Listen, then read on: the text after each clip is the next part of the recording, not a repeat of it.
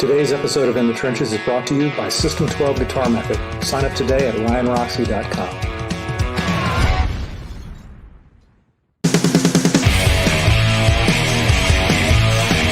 In the Trenches with Ryan Roxie. Hello, and welcome to another live stream. Yes, it is live stream episode of In the Trenches. I am your host, Ryan Roxie. What is happening? Wow, I'm back. I'm back at the North Pole. That's one. And we just ended leg one of the Alice Cooper tour. Today is a very, not just a special episode because of our guest, but it also marks one of the first episodes that I have ever done without our trusted producer, Vic Chalfant. So you know what, folks? We got through the first 10 seconds. I was able to put the, intro on. Let's see if I can manage the rest of the show. I do have Federica there manning the comments today. And if you are listening to us on the audio broadcast, thank you very much for doing so. But where we really want you in is in the live chat over at Ryan Roxie Official on the YouTube channel, because here we go. There is a subscribe button somewhere down there. Hit it if you have not subscribed yet, because you want to be part of this live chat that we have right now. Like I said, I'm not going to be able to watch any of the comments today because I'm going to be too busy trying to be producer, host, and, I don't know, basically just a big ear listening to our guest. Shall we get into our guest, huh? Well, here we go. Our guest today can easily be described as a rock and roll survivor, as we all are here in the trenches, right? We're all pretty much survivors. I'm not sure entirely how we became friends. Maybe it's because we're both rock and roll survivors, or maybe it's because I wore his band's t-shirt during the Schools Out Encore years ago. But it's because his band has one of the most iconic band logos ever. Either way, I'm glad that we are connected in this crazy world of rock, so we can sit here today and just shoot the shit. So guess what? Enough of my yakking. Help me welcome into the trenches guitarist, songwriter, and friend, Richie Ranno. Hello, Richie. Hello, Richie. Hello, Richie. Did I come up? There I am. There you are. Where am I now? Hold on. I'll get us in. I'll get us both in. And here we go. There we go. See, it's not that hard. Oh, you're a wizard. So it looks like you're a wizard. Where are you coming to? What orbit are you in right now? I'm in Brazil. I just thought I'd say that, Brazil. All but right. I'm in orbit. 4 R's. We got 4 R's right here. Hi, Naomi. You are Ryan Roxie, Richie Ranno, R. I love it. I didn't even think of it until we started. Oh, cheers, my friend. How you been? I am great. Hi, these people are over here saying hello, so I'm saying hello back. Hi, Jackie, and hi, Ryan. So, Ryan, I know how we originally met. I remember. That's how I want to dive in. Yeah, how did I? Because I did wear the Starz shirt for many years on the Schools Out Encore, because it is one of the most fucking cool logos. In fact, folks, you know Richie, but you also know this. You know this logo too as well. We'll talk more about it later, but there he is. That's Richie's band, Starz, and it has a lot of similarities. It has a lot of power. It has a lot of influence in the world of rock and roll. So a lot of people would say it's very influential, but much more influential is how we met. And how was Bryn Orange. Oh, you can't see the little flip thing, the things there. The little Bryn Orange just said hello. Okay. From Flip. You ever hear the band Flip? FLIPP? Hollywood Records. They did a couple of albums. He's one of my very close friends. He's a brilliant guitarist, songwriter, producer from Minneapolis. Hello, Flip. That's cool. All right. Yeah. This will be the Flip. That's the Flip sign. I think this is the Flip. How did we meet? Where was the first time we talked? You're gonna probably remember this. You and Jonathan were standing online waiting for your Aerosmith passes at the arena, Meadowlands Arena in New Jersey, and you had Electric Angels jackets on, and I was with Eddie Ojeda from Twisted Sister, and Jack Douglas, of course, the great producer who produced Aerosmith, Starz, and you name it. And he actually produced Slash's Snake Pit, Ain't Life Grand, the record I played on as well. So yeah, we have another in common thing. So yeah, so you guys were standing in front of me, so I commented on your logo or something like that, and you go, "Wow, Richie, we love Starz." You and Jonathan. I said, "Oh, that's cool." And we bullshitted for a while, and then I didn't see or hear of you for like 20 years. You know, that's a good memory, man. That's yeah, a really like good memory. 91, I think, 91, 92, something like that. Yeah, it was definitely early 90s because I moved out back to Los Angeles and started playing with Gilby, and then which eventually led into the Alice Cooper gig in the early 90s. So yeah, Meadowlands. I was thinking of what was that venue, and it was Aerosmith. Who was opening up that show? Was it Skid Row? Was it Nugent or Skid Row? It's kind of like the international, bills that are still around today, man. I don't remember who actually opened. I really don't. Yeah. But I remember meeting you. Go figure. You and Jonathan. And Jonathan did quite well for himself over the years. Jonathan Daniel was the bass player of Electric Angels, and now he's a mega mogul manager, managing a bunch of different types of bands, but every single one of them huge, whether it's Weezer, whether it's Fall Out Boy, or whether it's Green Day, or whether it's Lordy. He's like all over the place with the bands, but they're all really, really successful. He manages Train as well. Why does he not manage Starz? Because I mean, one of the gripes that you might have had throughout your whole entire career is crappy management. Well, yeah, and that's every band, right? Every band. Yeah, I don't want to like completely, Bill, I really liked Bill very much. It's not a personal thing. We were very good friends, and we didn't speak for a while because he ruined our career, but that's okay because he ruined it in conjunction with Capitol Records. So there was a lot of blame. You went down with the Titanic. You kind of went down with the lot whole of blame thing. Spread around. But he was a great guy, and he passed away. It's about 11 years now, and I went right away. I flew down to Florida and for his memorial and stuff. And I have no bad feelings towards him, so I don't want to make it sound that he just made some bad decisions. I think he was very tied up with Kiss at the time, and of course, we're talking about. See, this is where our producer would actually comb the internet and stalk the internet and find a picture of Bill Aucoin and put it up on the screen, and then we would, of course, talk about it. But now you have just said it. Do you have a picture of him right now in your wallet, perhaps? I don't. But Bill, you should have told me. He managed, obviously Kiss in the heyday. Now it's Doc McGee, but. And I don't know how we got off this tangent of talking about managers, but why not? Let's go off it.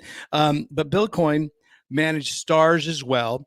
And that's the thing about every band, I think, no matter how close we are to our managers, we always feel that, or record labels, we always feel that they could do. We always feel that they can, they kind of screwed us over somewhere. I mean, it's, I mean, I could be specific, but it's not worth it. Here's the thing. I'll be specific. I feel like I've played in about 100 bands, 98 you never heard of, but every band pretty much I played with has kind of been fighting and clawing and scratching. The only band that I was ever in where it was like record company darlings for a short window of time was Tal Bachman. And when I played in that project, it was like you ask for something small and you get something even larger. It was like you got the whole world and all that's in it. But most bands feel like you're fighting, scratching, crawling, and that's why I call the podcast In the Trenches. And it's the case of a rock and roll band, and where it all started for you, where is on the East Coast. You've always been East Coast, but then for a short time you went Midwest. I want to talk about Wisconsin and stuff, but you're a Jersey guy, right? From the beginning? Well, I was born in the Bronx, and my family moved to Teaneck, New Jersey when I was 6. And so I really have very few recollections of, very few memories of the Bronx. I was going to say, you don't have a very big Bronx tale. Yeah, no, I love that movie, by the way. Yeah, so I'm a Jersey guy, but I did move out to Wisconsin for 3 years, and that was a great experience, actually. That was a lot of fun. I loved it. But I left, and here I am. Yeah, but Fred Hoffman said, What started you with the guitar? What initially gauged? What it does smell funny in there. Does it smell funny in the studio, or does it smell funny where you are, Yeah. Well, you can Fred, see it. or just in Jersey? I can see those comments. Yeah, Oh, okay. yeah. I don't know what And you mean. if you want to go off on those tangents, we can talk No. about scent and all that kind of stuff. But I wanted to talk a little bit about what inspired you, who the players were when you first started growing up that you were listening to, and what got you into the guitar. Because Yeah. you know, Well, that's interesting. It's a good question. What it was I was always into music. So when I was a little kid, my two grandfathers were musicians. One was, but I never heard them play. They were already old and had stopped. One was a sax player. That was my mother's father. And my mother was very into music, always had music on in the house. And my brother and I grew up loving all kinds of music. And so I played a clarinet, it's got to be the worst instrument that was ever created on the planet. of all the woodwind instruments, it's definitely one of them. Well, I never got to the woodwind thing. I was playing the metal piece of crap, and it was horrible. I hated it. No, I didn't hate it. It was just music. But then I saw the Beatles on Ed Sullivan, and I went, whoa, that's what I got to play, that guitar. I was just completely blown away by the Beatles. The next day I went and bought I Want to Hold Your Hand picture sleeve. I still got the record, the 45. And I said, I have to play the guitar. And that's what it was. Now, interestingly, the Beatles inspired me to play. And I play, like I do solo gigs, and I'll play like Here Comes the Sun and a few others. And I still love the Beatles, but the Beatles were just a stepping stone in music for me, and really for music itself. Because if you think about it, they're really not influential. All they did was they influenced people to play.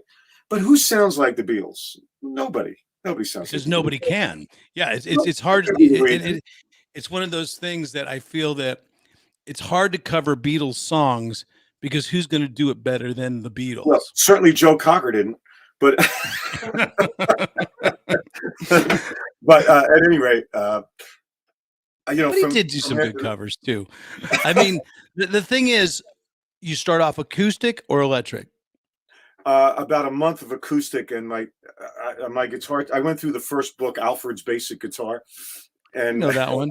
Alfred's Book of Chords, ML Bay Book of Chords, and then Alfred's #1 through Alfred's #1, Basic #1. They didn't have Hal Leonard back then.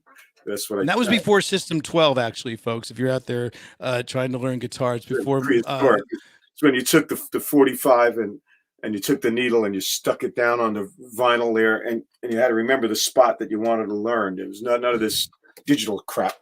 But what was the first song that you actually did scratch a record to?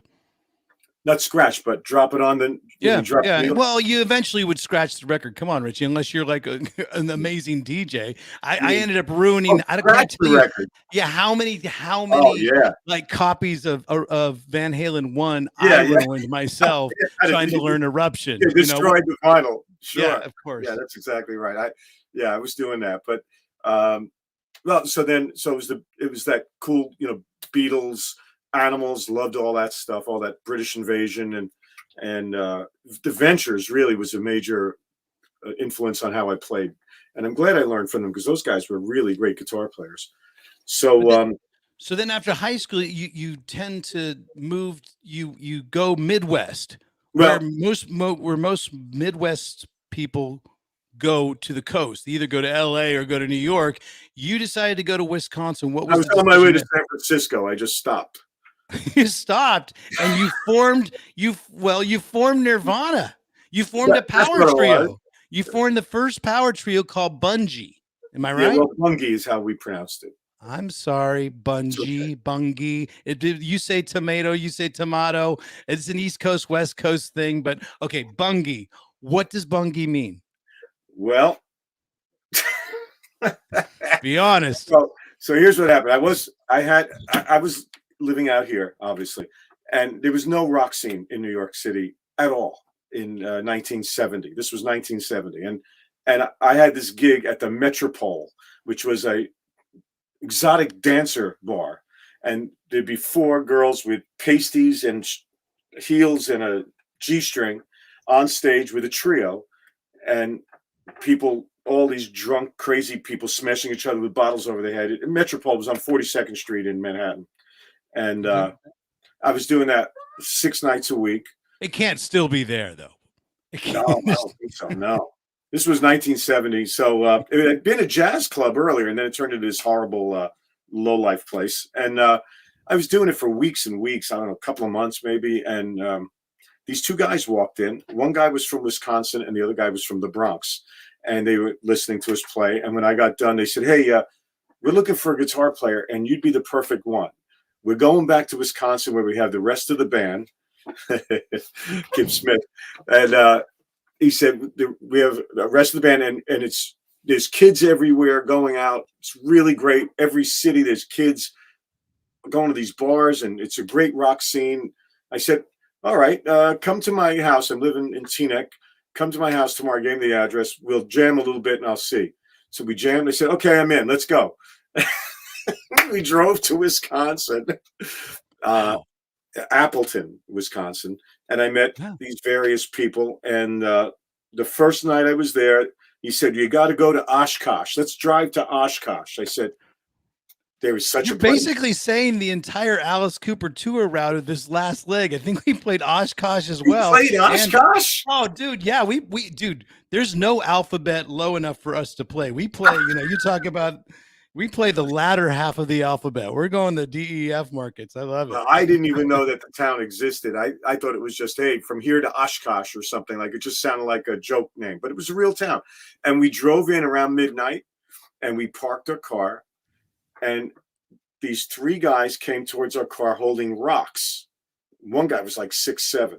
And as we got out of the car, the one guy said, it's a good thing the one guy's got an afro, or we were going to throw rocks at you. We thought you were the cops. And I said, what? Because I had said to my buddy who was driving, I said, I've never seen more people at midnight running around a town. Even Manhattan's not this lively. So I said, what's everybody doing here? Said, it's a student riot. So we had just gone right into the center of a student riot. He said, you better come with us right now. Get on the hill here.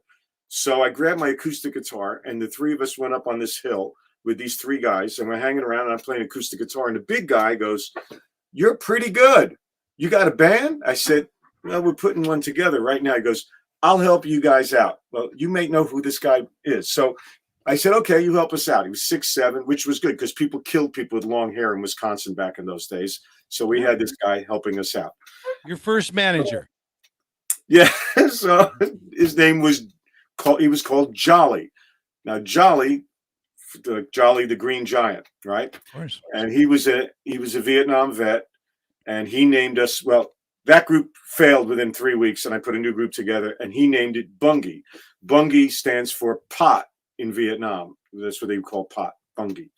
There you go. So we call ourselves Bungie. Now, Jolly is the head guy in Chicago for all the stage crews and stuff like that. And he was on the road after us. He was with Cheap Trick, Ozzy, Probably Styx, Kansas, Ministry. And he's still connected. He's connected. So he's getting Bungie some gigs. He's helping pull strings for Bungie. He was just our protector, lifting equipment. And when people would throw shit at us, he would go, you got a problem? Come here. And he'd kick the person in the face, and that was Jolly. He wasn't our manager. He was just our guy, our best guy there. It's good to have guys like that. Well, then explain this picture. I think this comes from the Bungie era. Now, who was the one with the afro that they were talking about? No, the afro guy, those guys, that failed within 3 weeks. And then I met this guy right here that same night that I met Jolly. That's John Perot. He was the bass player. And John and I are still good friends to this day. And we put this trio together, me, John, and we had a kid playing drums. We were all very young, and we did great, man. We were great. It was a fun band. I still have recordings from it. And, did one of their parents own a tanning salon? That's my question. Did one of their parents own a tanning salon, and you guys, that was just one of the requirements of Bungie? We were be very, very tan. We were actually in Ocean City, Maryland for the summer that summer, and that's why we were so tan. Damn. Yeah, we were a hell of a spray tan, dude. That almost looks Jersey spray tan or almost UK orange. I love it. Yeah. So So that moves on. So Bungie, were you always the pretty much the spokesman leader? Because I was watching some interviews today on the old YouTube, some old school, ones that they put up from like the local news, and then they transfer it over to videotape, and then they transfer it over to somewhere digital. You always have seemed to be the sort of spokesperson for bands. I'm an outgoing person, and kind of that's the way I am. But here's what it took me many years to figure this out. Alex Kane, your buddy of mine, who we figured it out. See, here's what it is, and you're going to know this because you're a guitar player. So the guitar player, that's the hardest instrument to play. Let's be honest, right? Singing, I'll buy that. Singing is just, it's a gift. You just get up, you sing, you got it. Drums, that's, I always thought every drummer was a moron, but it's not true. They're really very bright people, as it turns out. But going way back, I thought they were kind of stupid. 9 times out of 10, they write the best songs. They usually play guitar better than you. Well, listen, I learned that drummers are actually the most important guy in the band. Okay, so it took me a while, but I figured it out. So, right, so we have the hardest instrument to learn. We have the hardest instrument to play. The bass player just plays one note, and then we like spend all this time learning guitar. So we're like more industrious and not entrepreneurial, but maybe you could even say that. So we always seem to be the guitar player always seems to lead the band. For that reason, it's a personality defect that we have. Okay, that's my theory. Alex and I agree to this. We can be like I call it a social talent, and and even though it's might be the hardest, you might be right in being the hardest instrument to play. I feel it's the easiest gig in the band, because you don't have to worry about your throat being the main instrument. Yeah, you sing some gang vocals every once in a while. You cop a harmony. You can stop. Yeah, you can stop. They can't stop. The drummer and the bass. You can leave early with just your guitar in your hand and let everybody else pack up the van. Whereas if you're the drummer, you usually have to own the van. Oh, the drummer has a lot of work. The drummer has a lot. Listen, I thought, Doobie's like a genius. I don't know if you know that. Our drummer from Starz. And I used to say, "Oh, you're just an idiot, Doobie. You're joking around with it." But seriously, the guy's an actual genius. And he does architectural things where he designs cities. Like he works for this international architectural company that, like, they're designing a section of a city, and Doobie's in charge of it. Doobie's like a genius, and he's a drummer. Like Sharon Stone level genius. I don't know. She's actually Sharon Stone's actually, who Sharon Stone is. I don't have to cross my legs, but she's actually gauged as a genius as far as with her IQ. I just love her the way she looks. There you go. We all do. Listen, I got to be really good friends with a lot of great drummers, like John Tempesto. God, he's like one of the most amazing drummers on earth. Eric Singer, another one. Just like these great drummers in there. So I was way wrong about my. Please don't call Eric Singer a genius, though. What's that? Just don't call Eric Singer a genius. He's not a genius, but I'm saying he's a great drummer. Doobie's a genius. I don't know about any of these other guys being genius, but they're all great drummers. And Ricky Rocket's a great drummer. I was on the phone with him yesterday, actually, for like a half an hour. And hopefully everything's going well with Doobie. I just, Kip Smith, your good friend, who I'm going to bring up a little bit later in the podcast. He gave his well wishes to Doobie, and everybody's doing all right. Hopefully. Well, he's slowly, making his comeback from his affliction there that he had. I don't know if he wants us to talk about it. It's I'm not going to talk about it. Just wish him well. All right. Yeah. And that's basically all our friends and fans are sort of behind him. Life can change in a minute, Yeah, and, no doubt. Yeah. As Dave Chappelle almost found out 2 days ago when we were just talking about that before the podcast, how much like these things can, like, just events now in today's world can change, like, look at the last 2.5 years for us, man. Oh my God. Us getting out there and working. Like, did you think that we were going to be able to start touring again, just like the old days when this pandemic thing started? Or did you think it was over? I did think it was going to be over forever, but it's still not normal. It's much better. Like, for example, and I know you're supposed to be interviewing me, but I'd like to interview you for a second. I got to tell you, that Alice Cooper show I went to a couple of months ago, I guess it was. What was that? Newark Pack Center there? Yeah, that was leg one. Yeah, I've seen you with the band at least 5 times now, and I'm a big Alice Cooper fan going way, way back when I was in Stories, and we actually played with Alice. But I've been an Alice Cooper fan since that first Warner Brothers album, 18 on it, that album. And love it to death. I just love Alice Cooper, and he's such a nice guy besides, but that has nothing to do with it. It's just I love the music. So I've seen you guys 5 times. I have to tell you, this last time was so incredible. It rates among the best concerts I've ever seen in my life, and I'm serious about it. I couldn't believe it. Well, I want to know if I can get one of those giant baby heads for myself. Easily. You know what, dude? Just come to the show and you'll be in the show. That's the thing. Anybody, if you step on our stage, you're usually in the damn show. The thing is actually getting close enough to be in the show right now or be on stage with us these days, because we do have such a bubble, and we're still tuning that way. We're still touring that way within the COVID bubble, and we're doing our best, but yeah, I understand that thing that you're saying. Well, it is I couldn't different. come backstage and say hello. We had to talk on the phone. Yeah, it makes things a little different. Is that your fan club calling, or is that something that I'm just not hearing Nothing in going my on studio? here. Really? Who's got the damn phone? All right, never mind. Maybe some of the people that are chatting right now. Wait a second. All right, don't worry. It's all good. No, not my phone. All great audio and video. I'm getting anyway, thumbs really, up.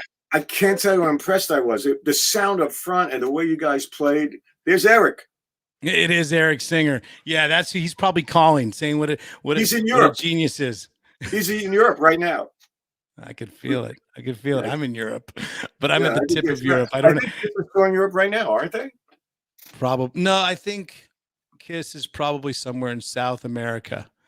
Yeah, I think they're doing the final tour somewhere in South America. I don't know. I mean, you talked about the band Stories, and basically you moved back after being in Wisconsin. Yeah, you ended up moving back to Jersey, and that's basically Stories sort of fell into, because you've auditioned and been the guitar player that's always gotten the gig in a bunch of different bands, right? Yes, except I didn't get the Ozzy gig. But that's that story that not a lot of people know, because who's the guy that they always say was the first guitarist of Ozzy after Randy's passing? It was Bernie Torme, who was a pretty good friend of mine. English guy, passed away a few years ago. What a sweet guy, man. Great guitar player too. He only did one gig though, because I guess he and Ozzy had some kind of conflict, from what I understand. But the thing is, you and Randy Rhoads, maybe it's the initials, Randy Rhoads, Ryan Roxie, Richie Ranno. You have to change Frederica's first name to Roberta Rabba. You know what? There you go. It might be she's shaking her head, yes. But the thing is, maybe we should all get some Rolls Royces then. That'd be perfect. But I know, but Randy and you had a special connection, because didn't it happen? What band was it that Randy would come and see you play in? Starz. Right away. It was during the very first tour. A couple of months in, we were playing Anaheim Stadium with Leonard Skinner, Jeff Beck, Aerosmith. Although Leonard Skinner, somebody got into one of their regular motorcycle accidents, so they had to cancel last minute. But it was a big lineup. It was great. It was one of the most memorable shows. And Randy was just this nice kid at the time, just an nice up and coming guitar player. I didn't meet him at the stadium, but 2 days later, Capitol ran some party for us over at the Santa Monica Pier, and so all these people, and it was a big deal, and they spent a lot of money on that instead of the way they should have really been spending the money. But they spent money on this party, and this kid and his girlfriend come up to me, and they're telling me they're big Starz fans, and they got this flyer that says we're playing Don Kirshner's at the Aquarius Theater, and they're going to be there, and the kid's name is Randy. And like I said, I didn't know he was a guitar player, and he just said they love Starz. Then they showed up at the Aquarius, and that was like an 8-hour day with lots of breaks. So I hung out with him and his girlfriend, and he said the kid that was with him was his bass player, but it wasn't Randy. It wasn't Rudy Sarzo. It was some, I don't know the kid's name. And so I got to know them, and Randy was a nice kid. He told me he played guitar, and I said, oh, that's great. You know, but he was really nice. Like, he was just a good kid. You know, he was probably 19 at the time, I'm thinking. And then how did it come to be that you remain friends? And how did it come to be at one point that after the tragedy, you get this phone call? Well, we remained friends because every time we went to LA, he was somehow backstage hanging with us, which was fine. I mean, I didn't put him on the guest list. I don't know how he got there. I never asked him. But the last time I saw him, I didn't know his last name, you know. The very last time I saw him, I was taking off. We were playing the Starwood, which was the greatest rock club in the history of the United States, on Hollywood Boulevard, I believe it was, the Starwood. So I think we did 3-4 nights, something like that. And the last night we're talking, and he goes, "Quiet Riot," and he kind of had a rasp to his voice, and I guess he was, I don't know why he had that rasp that night. And he said, I said, what the hell does that mean? He goes, "Oh, that's my band." Oh, I said, "Okay, that's fantastic. Good luck with the band." A car was coming to get me right at that moment, and I said, "Take care." Now that was really very important that he said that to me, because now I was not an Ozzy fan when Ozzy was in Black Sabbath. Because, and I want to explain, I don't want to offend anyone because people love Black Sabbath. Of course. I was listening to Led Zeppelin and Deep Purple and Richie Blackmore and Jimmy Page, incredible guitar playing. And when Black Sabbath came up, well, I didn't hear any incredible guitar playing, to be quite honest with you. Yeah, the songs were okay, but I gravitated towards the great guitar players and listening to them. Okay, so I was not a fan. So one day I'm listening to the radio, 1981, I guess it was, and I'm hearing this Ozzy stuff. I'm thinking, geez, that sounds just like Ozzy, but the music's great. The guitar playing's great, right? So I buy the album. But I don't really know who the players are. I saw Tommy Aldridge, who I knew because he was in Pat Travers' band and Black Oak, who I toured with both of them, you know. So, but I didn't really pay attention to the other guys. I didn't really look at the pictures closely. I got both albums, thought they were great. And then the horrible tragedy happened, and I was reading the newspaper, and I said, "Oh my God, the kid died." And they said, "Randy Rhoads, formerly of the band Quiet Riot." I went, "Oh no, it was Randy." Sort of. That's when I realized. Yeah. Wow. So then a few days, it was a good 2 weeks later, I think, before they did the auditions, and I got a call. They knew that he was a big fan of Starz and myself, and thought it would be maybe a good fit. So they flew 3 people out there: Rudy Sarzo's brother, Robert, Bernie Torme, and myself. And I was the first person to play with them. And when they were setting up the instruments and getting ready to play, they were all got, "Wow, I can't believe this is the first time we're getting on our instruments." And I thought, "Oh, these poor guys, I know how they must feel, you know." So I just jammed, and we just jammed. We didn't play any songs for a while. And then we played some Ozzy songs. Everything okay on your end over there? Everything's good for me. Yeah. I thought maybe the cat was coming to get you. No, my wife just came in and gave me the thumbs up, and then I gave her a thumbs up, and then she's like, "Why'd you give me a thumbs up?" And it's like, I want to hear the story about Randy Rhoads, you know? So what happened was I really thought I was going to get the gig. I mean, I thought I played really well, and we all got along really well, and we played for quite a while. And then you've pretty much gotten almost every audition that you've ever tried out for. So why not an audition? You know, yeah, this was heartbreaking. I quit music for a while after that. I really did. But anyway, Ozzy didn't show for the auditions. He just they sent me home after about 3 days and said, "Okay, we picked somebody." I said, "Okay." So later, my buddy Jolly was on the tour. The same guy I was telling you about. Same guy you talked about from Bungie, which means weed in Vietnam. See, I love the way stories come around here in the trenches. So he was the lighting director for Ozzy, and he called me and he said, "Listen, the reason you didn't get it is because Ozzy said, 'Who had blonde hair?' Any of them?" And my hair was pretty dark at the time, and Bernie had blonde hair, and he said they took the blonde hair guy. Damn. But then he didn't last. And they got word from somebody, famous guitar player. I can't think of his name now. Who knew Brad? What's his name? From Brad Gillis. Brad Gillis from Night Ranger. Night Ranger. Yeah. And he got the gig. And you know, he got blasted by the fans, and he shouldn't have. He did a great job. You know? No. I still, like I said, I still play Crazy Train the way that because he stylized it just a little bit different than Randy, and I can still play that version of it as well, you know. So that is kind of it is weird because we do have a lot of similarities with that. Here's a story that I never tell people, and this is the first time I've told it on the podcast, because this is like one of those auditions that didn't happen, but you thought you did really good, and the fact that you were so forthcoming with that. I tried out for GNR. I tried out for Guns N' Roses around like right after the time when the Chinese Democracy was coming out, and they were looking for another guitar player at one point. It was before DJ Schlashba, and it was around that time. My buddy who passed away from cancer, he was suffering of it. He was at stage 4 at that point. Joey Cesaro, he was in, he was in New York. Yeah, he was like your Jolly in a way. He was one of those guys. He's from Staten Island. His name's Joey Cesaro, and such a great guy. Always just there at the shows, always supporting. And when he heard that the GNR were doing auditions, he called me up. He says, "Rox, you got to do this. You got to do this." Because I was in Sweden and I had not played with Alice for a couple of years, but it was right before I got back with Alice, late 2000s.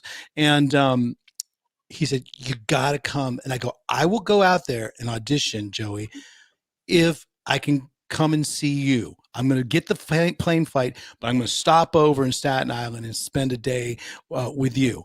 And that was the last time I actually saw him.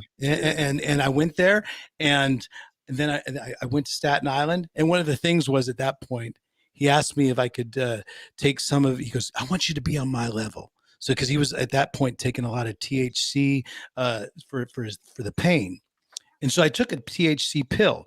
And you have to understand, for this GNR audition, and I'm probably the same for you on doing any audition, you research it, you learn the songs, you woodshed, you write cheat notes, you got it all in your head. But it's just playing it. I had done that, but then I took one of his THC pills to get on the same level as him, and guess what? Everything went away. I forgot everything. I forgot how to play guitar. I sat in the room. It was the first time that THC had taken over my body. It was, so luckily, the next day before I was flying out to LA, it all came back to me, and I felt that I did a really good audition the next day. And then it was one of the same situations. Who got the gig? It was DJ Ashba. Right, DJ Ashba. Yeah, and right after, and it was, I think, there was another guitar player that was in the running, but I felt that I had done strong enough. But it was another one of the situations where Axl did not come down to the audition, and where Ozzy didn't come down to yours. One thing I'm always proud of, and I'm always gives me a lot of like, hey, that's my boss, is when I did the Alice Cooper audition in '96, he was right there in that room at Mates. He was right there with Bob Daisley and Eric Singer. And he was sitting right there. Eric was in the band back then. Yeah. Oh, that's why you can't call him a genius. I know better. I go back with Eric a long ways. Well, so let me backtrack just a little bit, because I want to talk about how those three bands, because from Stories you led into the band Fallen Angels, and that led into your relationship with Bill Aucoin. And then all of a sudden there's this Fallen Angels sort of morphs into Starz, but all around the same time. And this is where I wanted to talk about these three bands. To me, sort of have a big impact of 70s rock to me. And they are Starz, for one, very influential. A lot of people think it's one of the most essential bands to listen to.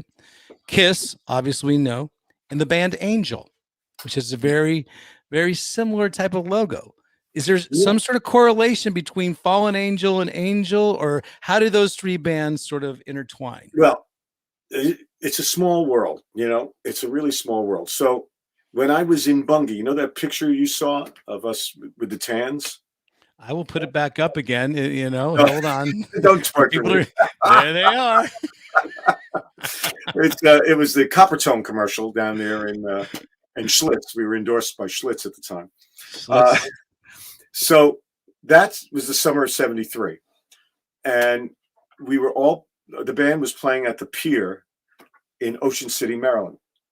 I don't think we were getting paid. I think we were living on like garbage, eating garbage or something to live. But at any rate, so Stories comes to Ocean City, Maryland. They play, and a group called Max opens up for them. And Max was Frank Domino of Angel and Barry Brandt, both later of Angel. Okay, so then Bungie and Max play together a couple of gigs at that pier, and we got to be really good friends. We're hanging around Ocean City, 22 years old, whatever, and drinking a lot of Schlitz and hanging around on the boardwalk and stuff. We had a great time. Getting suntan, basically. Yeah, get a lot of sun. And so we all become friends, and then we all like go our separate ways. And I met some people who said, come down. I quit Bungie at that point. We had gone up to Boston and we didn't get paid again. We just didn't get paid all summer wherever we went. And I just said, I can't take it anymore, guys. Just drop me off in Teaneck at my parents' house. So that's what happened. And then my friends in Maryland asked me to come down and stay with them and put this band together with them. So I went there, and they put me up at this lady's house. She was a divorced lady with 2 kids, I guess quite a bit older than us. And she had a house and had a spare bedroom, and she was kind enough to put me up I stayed there for about 3 or 4 weeks. And one day her phone rang, and I answered the phone, and I said, I figured, let me do her a favor. She's at work. The kids are at school. I'm hanging here doing nothing. Pick up the phone. So the lady's gone on the other end. It's this lady's best friend from high school. She's going, well, what are you doing there? I don't understand. I said, well, I'm putting a band together with so-and-so. And she knew everybody because she was from there. It was Silver Spring, Maryland. And so I tell her I'm a guitar player. She goes, but we talked for a while. And she was very nice. And so she goes, well, so are you a good guitar player? I said, oh, I'm pretty good. So she goes, you want to audition for the group Stories? I said, I just saw them like last month playing down here in Ocean City. And she goes, well, my husband's their agent, Richard Halem. I can't remember the name of the agency now. CMA, I don't know. CTA. Everything is connected. You know the name? Okay. Yeah. Richard Halem? I know. No. Yeah, I know the name. I don't know the agency. I can't remember these days. That was 100 years ago. But anyway, so she gives me his phone number and says, you tell him you just spoke to me and I recommended that you get an audition. I said, all right. So I called him up. He goes, okay, you're on for Monday. And this was Friday. I was in Silver Spring, Maryland with no car. And somehow I managed to get myself back, buy an album, learn a few songs. And I went into audition for Stories that Monday. 17 of us, and the 2 guys. Got the gig. Well, they narrowed it down to me and the guitar player from Max, Frank's band, which is going to become Angel eventually. Yes. So, it wasn't Punky Meadows, was it? No, because Punky was in the Cherry People, who I auditioned for, by the way. Oh shit! Yeah. When I was down there, I auditioned for the Cherry People. That was another story. So. It's not that I didn't get it. It's that I didn't want it. I left. I said, no, this isn't for me. And I just, okay. Yeah, it wasn't. So you could have done Stories, but then, or no, I'm talking about the Cherry People. Oh, the Cherry People. Okay. Okay. So now with Stories, it was down to me and David, the guy's name was David, the other guitar player from Max, Frank's old band. And every day we would go. It was just the 2 of us, and for 3 or 4 days, we both went to the audition. They were having us each play songs. It was kind of getting a little weird, and I thought, this is kind of weird. And the old guitar player, getting too competitive at one point. Yeah, and Steve Love was the guitar player. He quit, right? But he was at the auditions, and he was showing David all the parts, and it was a kind of a progressive rock band with one hit that was not progressive, Brother Louie. And it was like hard to learn this shit. And I'm thinking, I can't get this gig. This guy's getting all the inside stuff from Steve. And I'm just like a schmuck over here just trying to learn. And then the 4th day I guess it was at the 4th day, I get there. And I said, hey, where's David? They said, in Maryland, you got the gig.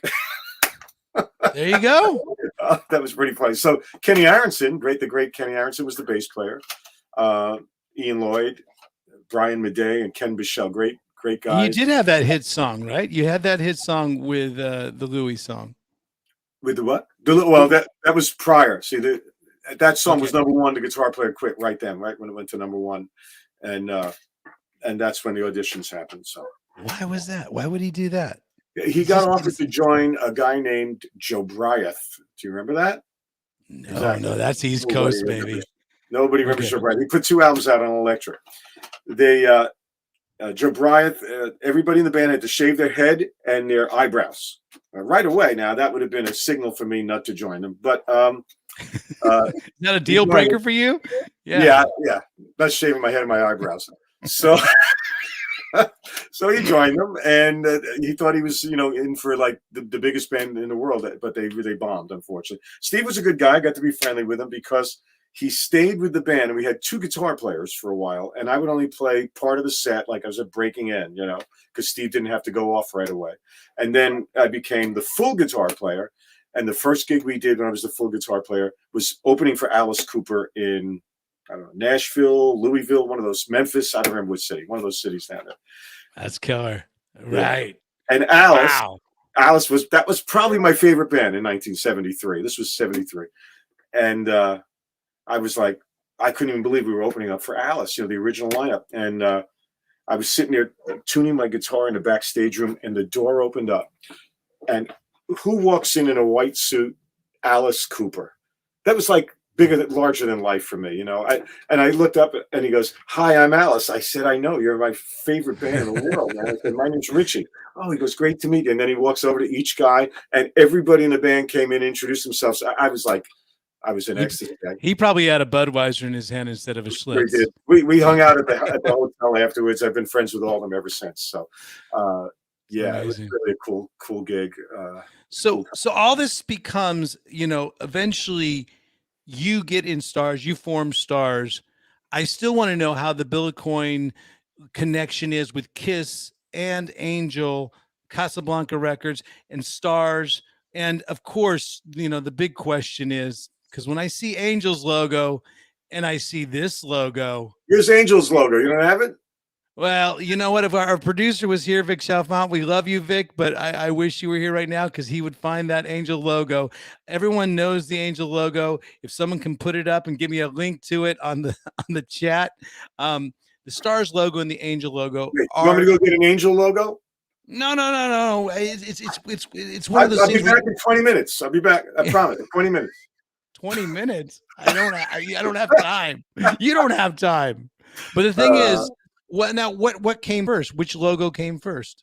I have no idea. I didn't know that they existed in 1975 when Starz started. I lost touch with Frank and Barry. I didn't know where they went. They actually evidently went to L.A. And then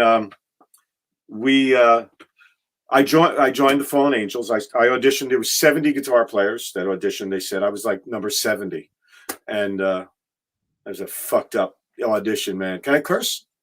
You can curse. You can do whatever you want. Man, I got it. I'm from New York and New Jersey. That's all we did. We invented the word douchebag here. You understand? Well, that's funny. So you're in Fallen Angel, but then is that managed by Billcoin? Well, what happened was they had evolved from the Looking Glass, who had Brandy. You knew that, right? Of course not. I did not know that. That song Brandy, I know that. Ryan, you're a fine girl. What a good wife you would be. Yeah, so that's like the kid that will never quit. 50 years ago, by the way. That was number one. What a great song. So the group slowly evolved. They changed singers. Michael E. Smith became the singer. They added a guitar player, Brendan Harkin.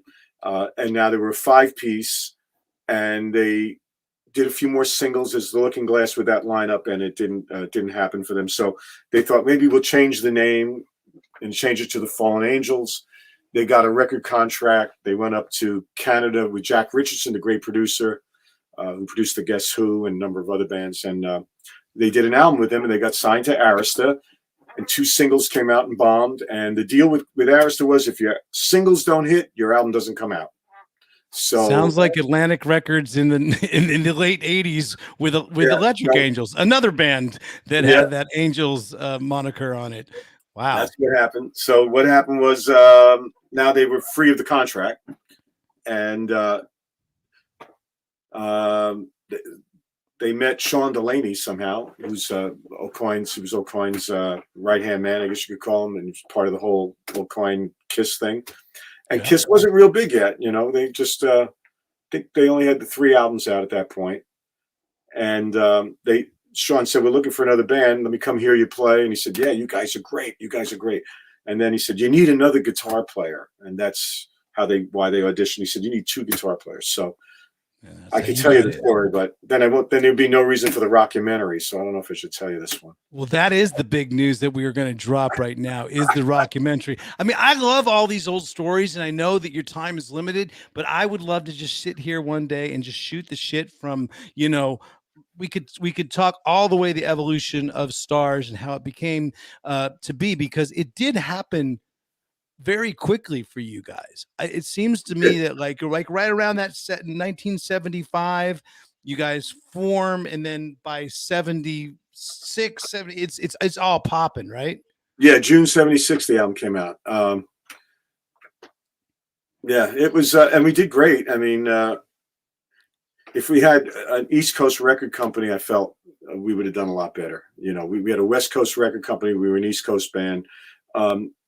We got signed by Capitol in January, and by the time the album came out, the head of the label and the whole, like, a lot of people left and changed. Came in. Classic story. They really didn't give 2 shits about it. And classic band getting bendo for story. They only liked pop music, and when we went out there and we met them, it was like, I said, "How could you not release Detroit Girls and make it a hit?" I said to the 45 guy, the guy who ran the singles. "Oh, there's already 2 rock songs that are hits right now. We can't put a song like that out." I was like, "Oh God, this label sucks." You know, I mean, the guys out in the field were nice for the most part. Don't get me wrong. You know what I'm talking about. The guys around the country. Yeah, the payola guys, the guys the radio promotion guys that would help you out. The guys that filled the container with cocaine for the PD, the program director. But that is a real thing, payola back in the 70s, and it did happen. But I mean, the band, I mean, you guys got to work again with the great Jack Douglas, who had done all the Aerosmith albums as well. So I mean, everything was kicking. But then you got that classic story of record label changing guard, changing the guard. You know, you needed a lot of that stuff happens. You needed a hit record. You needed a hit 45, and they just couldn't. I mean, Cherry Baby was, you know, top 40, but you just had to go like a few notches up, and they couldn't seem to fill up that jar, you know, with the Coke. But that fucking logo, dude, Amy likes my sunglasses. That fuck, of course, man. Well, dude, if I don't have the sunglasses on, I can't see the prescription. I have to go like this with my poker. Mine, do your sunglasses do that? I can't see either. That's nice. I like that. That's CliC Gear. That's one of our sponsors here. But again, I want to get back to this logo, dude. Who designed it, and why is it so damn influential? Why? I mean, I still see shirts around when it's not just Kip Smith wearing the shirt. It's not just me. I'll just be at any rando Alice Cooper show, and I will see a Starz shirt. How do I get this? Which logo is out there? Oh, it's this one. Right. This is the one that's coming out from outer space. So, Sean said, "You need a new name. This Fallen Angels doesn't work. There's a new group called Angel," he said to us, which at that point I still didn't know that was Frank and Barry. You didn't know that was Max. Right. So we just couldn't come up with anything. And he said, "How about Starz?" I remember I said, "I hate that name. That's awful." And he said, "How about with a Z?" I said, "Oh, well, I don't know. I don't remember. I don't think we all kind of felt the same way. Maybe, I don't know. We just kind of forgot about it." And then he went to Dennis Woloch. Dennis was the guy who was designing the album covers for Kiss, and was an in-house art guy for Bill Aucoin's Rocksteady Management, it was called at the time. And he went to Dennis, and Dennis said, "Oh, I got a great artist." What the heck is his name? I should be able to think of it. Don't worry about it. He designed the Zardos. Remember the movie Zardos with Sean Connery? See, again, our producer would have that complete, you know, he would have that movie bill right up there. And someone said, what was that comment that Federer you just put up? Striper ripped off the Starz Striper logo? gives the nod or something. Yeah, I think Striper. Yeah, I can see a little bit of Striper. Striper gave a nod. I don't influence. know what that means exactly. Well, the band Striper, they've always been, they've used that yellow and black motif for a while, and but so what happens with this art director? Is he the one that makes it? He gets this guy who designed that logo. He was a famous artist, a great artist, and he designed that logo. And then one day, Sean came to a rehearsal, and he had a little tiny version of the logo about like that big, and it was on a Xerox copy. So that's what because only Xerox made copy machines back then. And he said, "What do you guys think of that?" And we all went, "That's it. That's fantastic." And that's how we became Starz with a Z. There it is, and that's that logo to this day, man. And is it one of those things that the logo itself is owned by anybody, or if I own it? You own it now? No, I'm just say. You know what? If you say it enough times, you will. Right. I think if you say it 6 times, 3 times a day, every day. No, we own it. It's our band. I don't know how you own a logo, but. Well, it's important because it's all over the place, and what's going to be all over the place in just in the future. I can't drop a date, folks, at all. But the big news is Starz has a rockumentary coming out sometime in the works. Yeah, is it right now? How far in development is it? Early. Okay. They put the trailer together like a teaser kind of thing, and we're sending that I sent you that this week, and we want that's my very good friend who's a lawyer, and he's helped us out with that logo. Oh, that's Howie Gordon, baby. I know Howie. Of course, man. Great, man. He helped us out. Warner stole our logo for a best of album, and you got it back in UK. No, they just gave us some money for it. Okay. They had to give us money. And that was thanks to Howie helping us out. So with the rockumentary have any Starz music? Well, it's about Starz. So I don't think it'll have like any Angel music, for example. I think we'd have Starz. It's going to have all Starz music. I would think that's what it would be. Now, will it go through the whole time chronologically of Starz from and basically up till today? Because you are still touring with Starz. Yeah. And will there be, maybe the question should be posed, will there be any new music that accompanies the rockumentary? Well, this is, we don't know, All right. We don't know. I know you're being hush hush, but I feel that this trailer, because I was able to see the trailer. I really liked it. I'm not going to show it on this. If people want to go down that rabbit hole, they can find it. We used that little segment that you and I did in it. Or they used it. I didn't have anything to do with putting that together. This video company did it. And we would have to get permission from you, actually, to use that if they were going to use it in the show. I'm giving you permission right now on this podcast for you, Richie, as long as you promise that you'll come back again and we can talk some more. Because I want to talk more about the bands, but I want to get into equipment as well. And through all this other stuff, trying to be producer today, because I know that Vic Chalfant is not with us today. Vic, we miss you very much, buddy. But I'm trying to be a little bit of a jack of all trades right now. But I will play a quick ad, and I'll come back with a couple of technical questions about, guitar gear and stuff like that. Oh, wait, you see that What's guitar up? Right behind your head? I have that exact Les Paul with the natural wood on the front. Mine's a 72.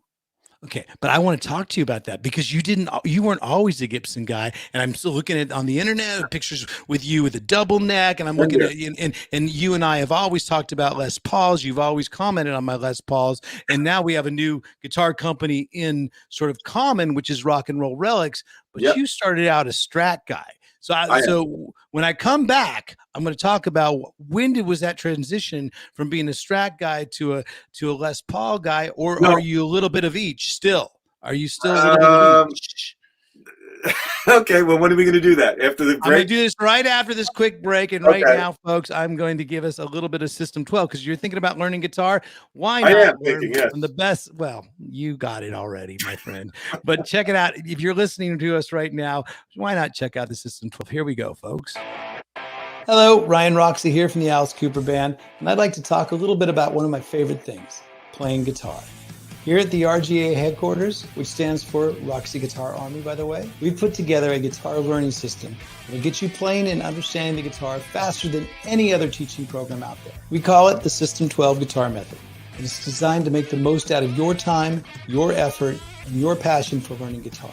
By combining new school technology, old school mentoring, and the number 12, we have invented a new way to teach guitar. And over the past year, we have helped so many people who wanted to start or continue their guitar journey do exactly that. Now, we'd like to help you. There's never been a better time to start learning guitar than right now. If you think it's too hard, the System 12 makes it easy. If you think it'll take too much time, the System 12 will have you playing in 12 weeks. And if you think it's too expensive, the entire System 12 costs less than what one private guitar lesson would cost you at your local music store. Check out the official site or the links below in the description of this video to join the RGA and get started on your guitar journey with the System 12 Guitar Method. Now, let's get back into the trenches for some more rock and roll.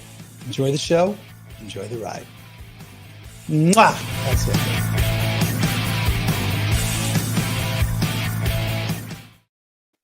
Welcome back to In the Trenches. I am your host, Ryan Roxie. We are here with Richie Ranno, guitarist extraordinaire of the band Starz. There he is right there in all his rock star glory.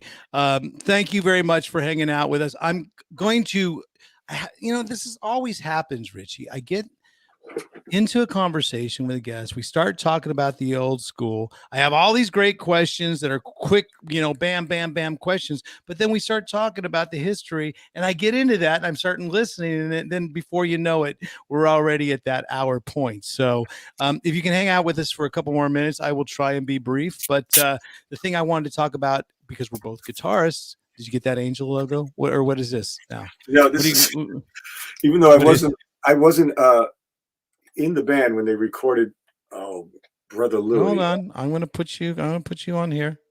Yeah, I was trying to get a spot where it's not reflecting. Yeah. Oh man, is that Stories? Oh, there it goes. There it goes.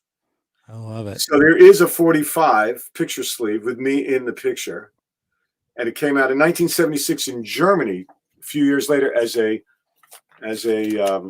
45 disco mix. Single. I don't know what that means, but it's just the same song. It's nothing longer. Well, hey, equipment. I want to get into it, man, because all the earlier shots, I'm seeing you with a Strat. I'm seeing you. I'm seeing you with open chest suntan. I'm seeing you here with Ace Frehley. Oh, that's a couple years later. Again, I'm seeing you with a you and your buds with a heavy tan. But I want to know, when did that switch happen from Strat to Gibsons, or is you still a Strat guy? No, it never happened. It never happened. So what happened was I bought that exact Les Paul that's right behind your head. Is that brown? Is the back of it dark? Yes, it is. Yes. It's mine's the same way. And I got Les to sign because Les was a local guy here in Jersey, like a few minutes from me. And I used to play with his son, and I got to know him, and he signed the Les Paul. He signed my pick guard, That's amazing. But I bought that guitar in late '73, and I started playing it with Stories because Steve Love played a Gibson, a Les Paul, and you could bend Les Pauls easier than you could bend Strats, and he was a big bender guy, So I bought it, and next thing I know, I bought that white Strat, and I put that Les Paul away forever. I never played it again. It's upstairs somewhere, buried in my guitar collection. So you're a Strat guy. Yes, so I'm always. I started off on a Strat, and that white Strat was a later thing. I started off in the '60s with a Sunburst Strat, which I still have too. So sorry, Kerry, but I have to disagree with you. So what about if both of us play Rock and Roll Relics? Because you know what? right. I mean, you were talking about I saw you doing the promo. You were wearing a Rock and Roll Relics shirt. And if anyone is not familiar with the Rock and Roll Relics, there you go right there. That is basically us on tour this last leg. And that's the guitar that Rock and Roll Relics made called the Roxie Revenge. And basically it's that's the Revenge model. And our good friend, mutual friend, Billy Rowe, who also plays in the band Buck Cherry, is the owner of Rock and Roll Relics. He makes those great ones. So are you open to playing something different than a Strat? Yeah, Or yeah, you of there? course. I play a double neck SG, and also I do play an SG, a regular red SG. I love. My favorite Gibson guitar is the SG, and I have Played by Tony Iommi, the band that you hated. I didn't hate them. I just didn't like them that much. You disparaged the name of Tony. I understand there's certain guitar players that you can never talk bad about. There's certain bands you can never talk, bad about, or if you say anything at all, then but you are right, because I feel that maybe the guitar playing, you're listening to Richie Blackmore, Strat player, by the way, and you're listening to all these, really great lead players, but whereas Iommi, he really shines in the riffs. He's he does. Right. He wrote great riffs. I'm not denying that. It just didn't catch me as a young guy. That's all I'm saying. Yeah, that's. I got it. I love Black Sabbath. What I like about this thing with Let the People Speak is we brought up Kip Smith a little bit earlier. And we're talking about guitars right now. One of the questions that he wanted to ask, or sort of get into, and I think if I can follow it, you have a story where you compare the guitar neck to a city neighborhood, and knowing all your neighbors is important, but knowing what neighbors get along and which ones don't is important when making chords. So and that's Let the People Speak. I'm not going to play the animation, folks, because we are, that's way too technical for me without our producer Vic here. But what does that actually mean? You're asking me? Yes. Well, Kip's asking you, and I'm asking you through Kip. Well, when you look at a keyboard, it's really easy. All the white keys are the key of C, no sharps and flats, and the black keys are all the sharps and flats. So that when you look at a keyboard. I have one right in front of me right here. Guitar is like, you can't even figure out what it is. It's just it's like the Wild West. It's a roadmap without names, and you have to learn all that stuff, and you have to find out what works with it, with other notes in there. And it takes some time to do that. You know that because you've been playing. You've been playing probably close to 50 years, right? Pretty much, yeah. Well, I'm 56, so I've been playing since, I guess you could say so. I mean, I had it on the couch when I was that young. When did you pick it up? Did you pick it up in single digits? 64. No, I was 14. Don't forget, I was a clarinetist. I know you. We'll never forget the clarinet. But I learned how to read music though, which was good from the clarinet. So when I learned the guitar, I learned to read music really quick because I already knew how to read. All I had to do was figure out where they were on the neck. That took a few seconds. And, but you say knowing your neighbors is important, but knowing your neighbors get along. Which notes don't get along when you're playing on the guitar neck? Do you feel? Well, I can't do that lesson right now, but make sure to hit the button to subscribe though. While you're yes, thank you very much. That's what I want to get this out now because I get all these friend requests on Facebook, and I can't accept them because I'm only allowed to have 5,000 as a personal page, and so I don't want anyone to think that I'm dissing them in any way because I got so many requests. I got thousands of requests, and I don't. There's nothing I can do about it.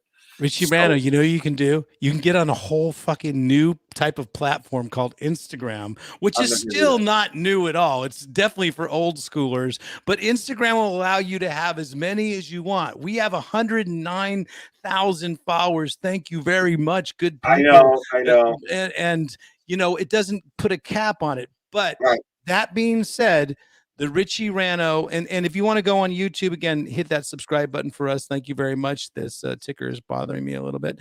But the best way to get in touch with Richie Ranno, to follow this your information, to follow this rockumentary that is coming out, what is the best way for people to, follow you? Well, there's a website.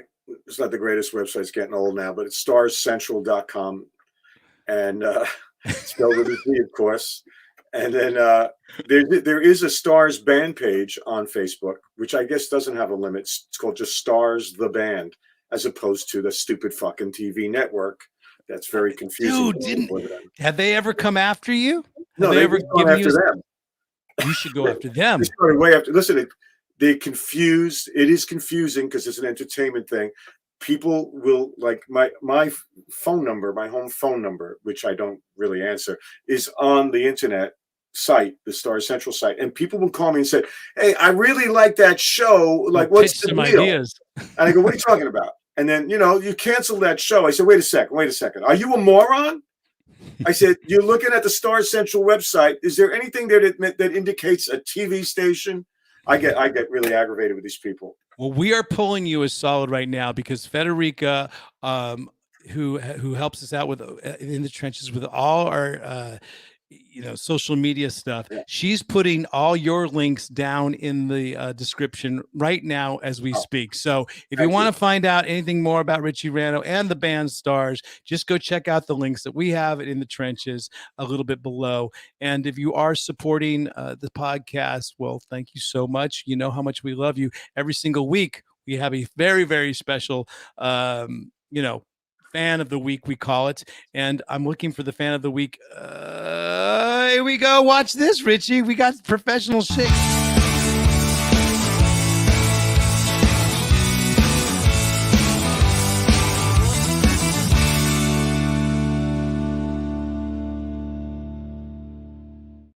That would mean this week's fan of the week, which I wasn't able to say last week. For 2 weeks running, Sandra Ozies. Very much. Hey, what happened there? I put it on there. Did you put it off, Federica? Come on now. Thank you very much, Sandra. You are our fan of the week. If you'd like to be fan of the week, all you have to do is support the podcast and follow Richie. Try and follow him. Go through the. I want the big baby head. Dude, you're going to have the big baby head. We're going to get you the big baby head. We just need to get you inside the bubble. That's the whole problem, is getting you inside the bubble, buddy. What is happening with Starz? Because I know that this whole rockumentary thing that you guys put together, it was a show that you guys did basically in October of 2021. You made an announcement at a concert performance at Alpha Wave Studios in New Jersey, and it was filmed. Part of it was filmed for this rockumentary. Do you have upcoming shows right now that are geared towards that, or what's the plan now? There's nothing in the works for gigs right now. That was actually, the gig was just a gig. It wasn't meant for any rockumentary. What it was just meant, we were just doing a live thing, and we had a bunch of people there, and they have a beautiful video studio. So we did a full video with audio and everything. It was really done well. And then the guys who run the studio said, they kept researching Starz, and they said, "You know what? This is much bigger than you guys doing a video. We need to do a rockumentary on you." So that's how that came about. So that's why we haven't released anything from it. The lineup was a bit different because there are a couple of guys there, are unable to do it right now. But so, you're playing gigs. You're playing gigs yourself, right? You got some gigs you lined up yourself.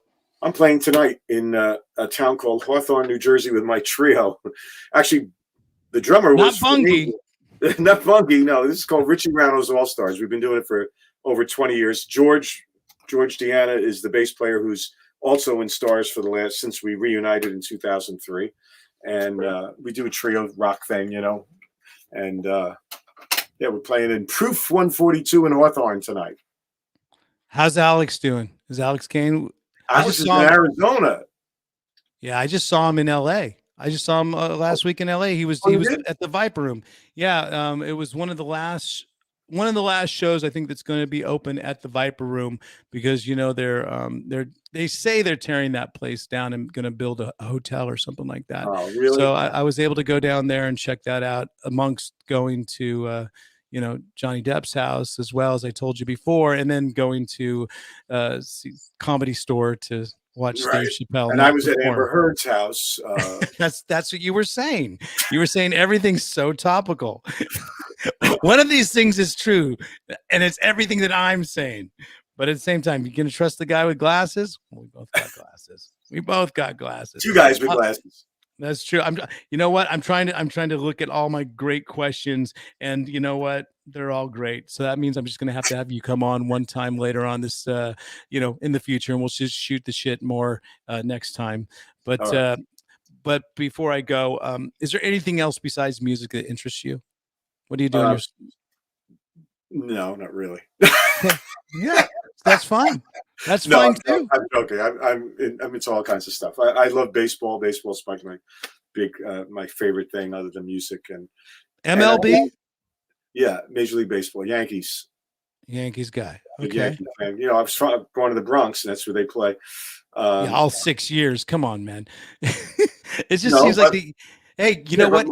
All my relatives, all my uncles and stuff, they were all baseball fans. They were all Yankee fans. My father. Well, they have a good logo too. The Yankees do. logo is almost as good as the Starz logo. Definitely, it's good. I'll give you that. And so I got NFL. So you're into MLB. I'm into NFL. Yeah, no, I'm not into football. No, I mean, I don't dislike it. If the Giants are doing well, I'll get more into it. But they've been doing poorly for a few years, so I really if lost. the Giants are doing well, when was the last time that was actually? That's why I haven't been into football for a while. Yeah, exactly. I'm a fair weather fan. What can I say? Yeah. I always say to people, enjoy the ride when we leave the podcast. It's sort of my credo, my motto. Do you have anything similar that you live by, or do you have any sort of advice that you go by that has sort of helped you that you can give on to our listeners? That helped me. Advice that helped me. Yeah. Not advice that hurts you, Richie. I think, when it came to the music business, most people said, become a lawyer. That would have been the right thing to have listened to. No, listen, when I just. That is your phone. And that is Eric Singer calling you. I know it is. It's my phone? It has to be. It ain't mine. Who has that? Who has that ringtone? That's like a standard ringtone. Right? I'm telling you. Oh, no, we lost Richie. Richie, it's okay. Eric Singer will call back. Hold on. He always does. Let's see what call back. I just missed. He's all. You know what I'll do while you're sit there taking that phone call? I'm going to just introduce who our guest will be next week on In the Trenches, folks. It'll be none other than. Oh my God! There it is, Gunnar Nelson. Oh, Gunnar Nelson. Yeah, Gunnar Nelson's going to be our guest on In the Trenches, and you know what? We're also going to have our producer back. Wait, you have me again? I'm going. You know what? I love those guys, and Ricky Nelson. He was born in the hospital that I live two blocks away from in Teaneck, and I'm a huge Ricky Nelson fan. And I heard they're out there playing Ricky Nelson songs when they tour. I think that's so great. And I'll make sure and ask him about that. I missed them. Yeah, I missed them when they came by because I had a gig the same night. But I want to get up and play a couple songs with them. I'm into that shit. That's my favorite stuff. I swear to you, that rockabilly, Ricky Nelson, like old rock and roll rockabilly stuff. I love that stuff. Is it? Yeah, I was going to say, what is because Starz has such a spectrum of rock sort of of flavors to it. Some consider it a little bit pop, some consider it just straight ahead rock and roll. A lot of people say it's guitar driven. Obviously it is guitar driven. What do you have a bunch of different styles of music, or has it always been Ricky Nelson's, No, I went from like Ricky Nelson to the Beatles, to the Ventures, loving all that stuff, and Animals, all those English groups. And then, like Cream really is probably my favorite all-time band, early Cream stuff. And, well, there is only early Cream because they didn't last long. And then early Led Zeppelin, tremendous, like I saw them 3 times in '69. And, I love all kinds of music. So I play an Albert Lee guitar actually for the last 10 years, the Albert Lee Music Man. Aha. Well, hopefully it'll change with a little bit of rock and roll relics. I'll make a call into Billy after this. Yeah. Listen, Billy and I have been friends for many, many years. You too, probably, right? Yeah. Billy and I, we just finished a tour with Alice, with Buck Cherry and Alice Cooper. And him and I would sit back and talk because we're both from Northern California. We'd sit back and talk Northern California rock bands.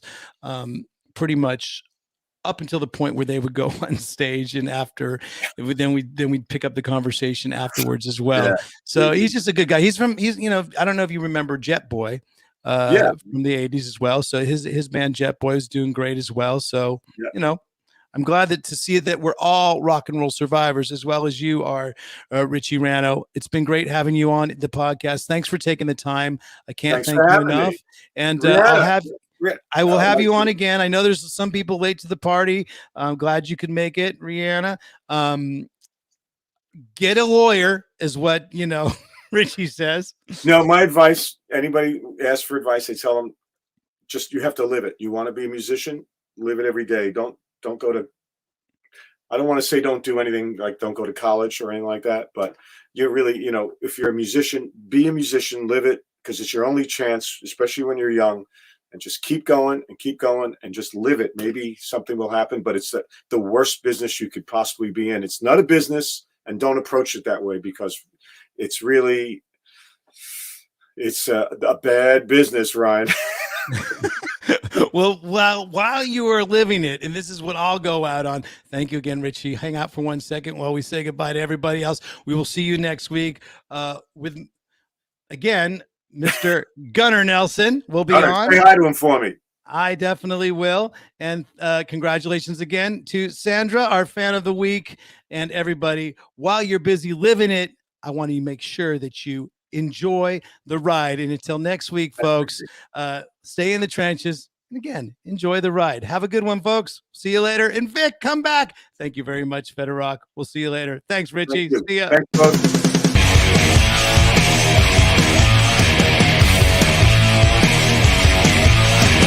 Trenches with Ryan Roxie.